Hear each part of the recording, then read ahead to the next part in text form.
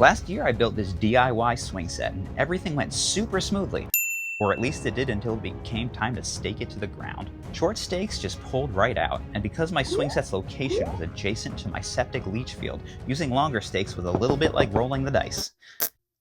I needed to find a way to secure everything to the ground, make it safe, but without delving too deep and setting off the poop apocalypse. Oh no, the poop apocalypse! The poop apocalypse! If you're new to the channel, what's up? I'm Jeff. Welcome to the backyard. This channel is fun-sized adventures where I try to help families like yours build some backyard fun while keeping it on a budget. About a month ago, I got an email from a guy named Brady. He had a brand called Adventure Seeka, and after seeing my swing set video, he thought he might have a solution that would help keep the swing set standing upright and the turds under the turf. He sent me this 4-pack of ground anchors. They feature a low-profile, mower-safe design as well as a corkscrew so that they'll hold tightly to the ground.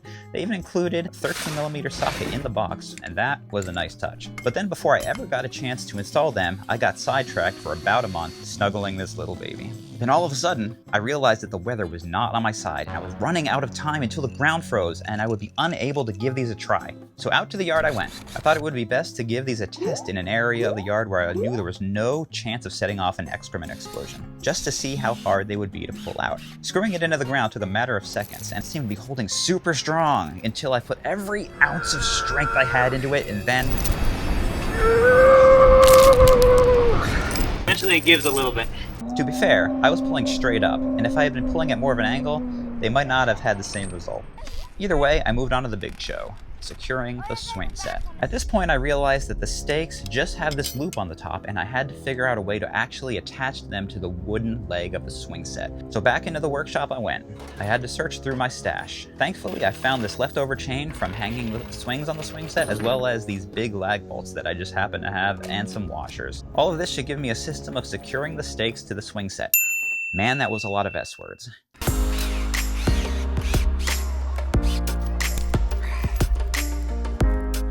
Despite the extra work, this was moving along quickly, maybe a little too quickly. And before I knew it, I had 3 of the 4 legs secured to the stakes, which brought me to the final leg and the one that lies closest to the underground labyrinth of pipes flowing with feces.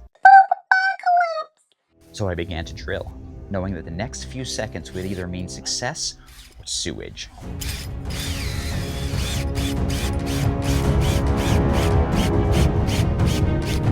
To my relief, it went in without a problem. That is, until this happened.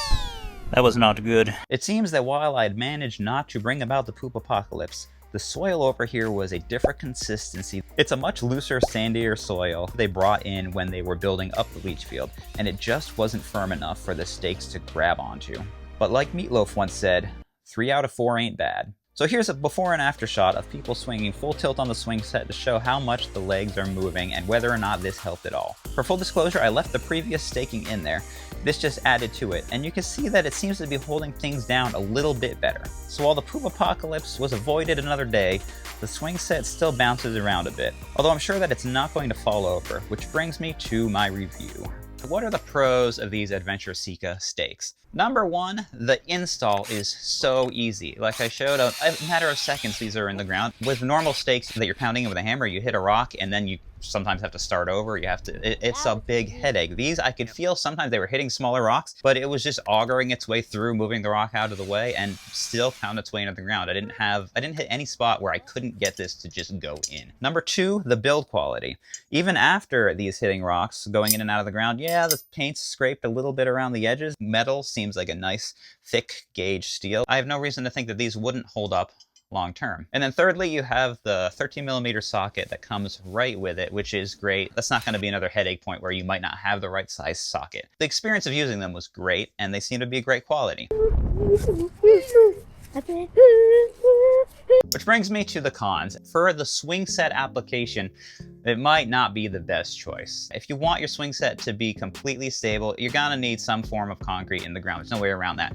Stakes are always gonna wobble a little bit. You're still gonna get some leg lift, you're still gonna get some moving around, but a stake is at best going to keep the swing set upright. Do I think these would do that?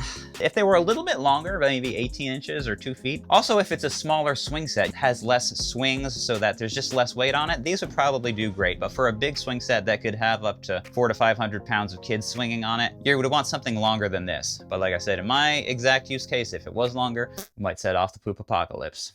Nobody wants that. But I do think that this is a great product for other applications. Earlier this year, I had a video about a volleyball net. The stakes that came with that were just plain metal steel stakes, and they kept popping out. If I were to get these, I would not have any problem. That'd be great for that. And then plus then when it came time to mow, I could take the volleyball net down, but I could leave the stakes in the ground. This is gonna be nice low profile, be able to mow without hitting it, and then just hook the volleyball net back to it when I was done. That would be a great use case, as well as if you had like something else temporary, like a bounce house. The hardest part about setting up a bounce house is to nail those stakes in. If I had some of these ready to go in the yard for when I wanted to set the bounce house up, I could set the bounce house up in like 2 or 3 minutes. Use cases where it's not a permanent structure, but something you might take up and take down. Just having these in the ground ready to go, that's where these would really shine, and I would have no problem recommending them. If you want to know more information, including the current pricing, check out the links in the description. Those are affiliate links. So if you choose to buy, I'll earn a small commission at no extra cost to you, and that'll help keep the lights on here. But with that said, you're probably in the process of designing your DIY swing set and you want to know some great swing options. Check out this video right here where I'll show you all the different swings that I reviewed, and you can kind of decide what would be best for you. See you over in that video. Until next time, get out there with your kids and have a fun-sized adventure of your own. Another big con of these is that they're not made of wood, so you're not going to be killing any vampires. So if the vampires attack, there's nothing these are going to do for you.